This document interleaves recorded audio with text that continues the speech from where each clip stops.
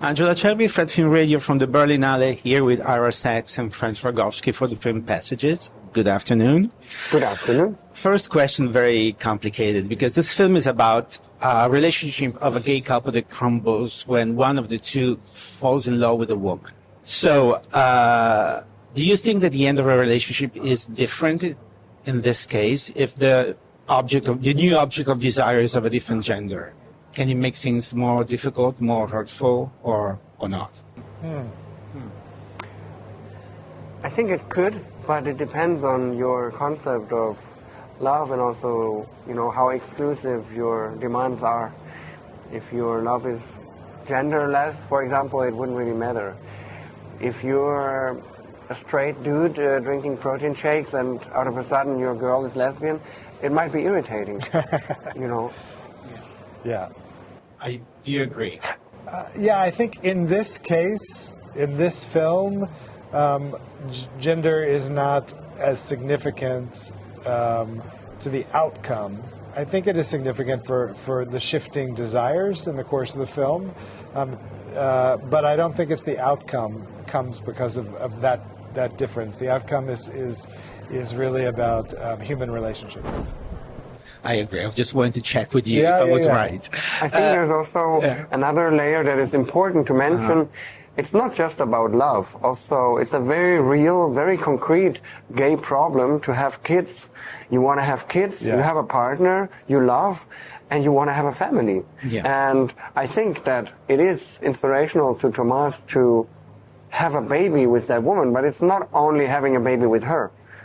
He has his husband in mind, it's not all the about issue her. is to be able to explain this to the other person. And for me, that's also something very gay about the movie that I love, that maybe some people just don't get, that it's not as selfish as it seems. It's a very realistic solution. Yeah, you're right, but I can understand on the other side it could be kind of difficult to accept. Especially the way he is communicating. It's not which is not exactly linear, let's say.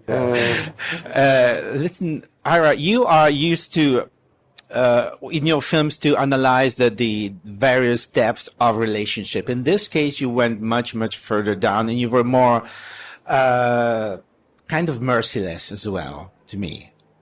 So how was the writing process for this film together with Mauricio, and which was your aim? Well, it's interesting. Merciless, because my first film, The Delta, I would say that there's a lot of lack of... There's some also, I tried to be very honest to those characters as well, and this is my 8th film, and I feel like I'm always trying to figure out what makes the characters do what they do. And I often see myself in the conflict that the characters have around those decisions.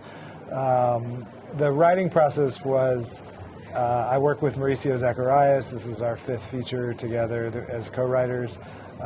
He's off writing our, hopefully, next script. It's always a process of structure, story, plot, character, and then there is this putting words on the page, which is really his domain to a great extent. I then direct the script, which becomes a process of writing and rewriting, but the original kind of words on a page come from him. And in this case, they were inspired by him, because I saw him in a movie called Happy End by Michael Haneke. And are you surprised that it's that movie, that moment? Does that make sense to you? Did other people have that response to that movie? Was that a movie you feel like people, you did something? I don't know. Now I'm asking. I was just thinking I should maybe call Michael and thank him again. Yeah.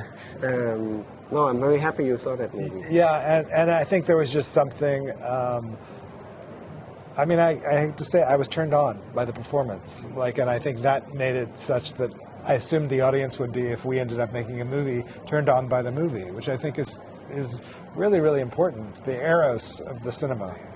You're right. And then and you create a character for Franz in this film that is really complex, complicated, and sometimes irritating, as you said, because your character is tender, is lovable, is fun, is very sad, very irritating. So how was for you to navigate through all these different levels of acting? Just reading the pages and imagining this character and defending this character felt pretty challenging to me at first sight, but then seeing the movie, I feel it's so much more than just him having irritating behavior. I think it's also a very playful collage of relationship situations, of costumes, of different temperatures of what love and struggle mean in a human condition. And I think it's a very much an Ira movie, Ira Sachs, film auteur, and therefore now this character that might be on the edge is embedded and somehow protected also sometimes to a degree that I find almost scary, because I know how offensive his behavior felt to me sometimes on the page and how accessible and entertaining it sometimes appears in the movie. Yeah, you're totally right, because sometimes your character, it's really annoying to us that you need a couple of slaps in the face in order to make it right. But I totally understand what you're saying, that the acting process is producing this fantastic performance and we loved it very much. Oh, thank you. Now that I hear again the Haneke story, I feel like, no, I should have, because in Haneke I had more muscles, I was more like No. It wasn't that kind of era. It's also your scene with Isabelle Huppert is a wonderfully well acted scene for both of you. Yeah.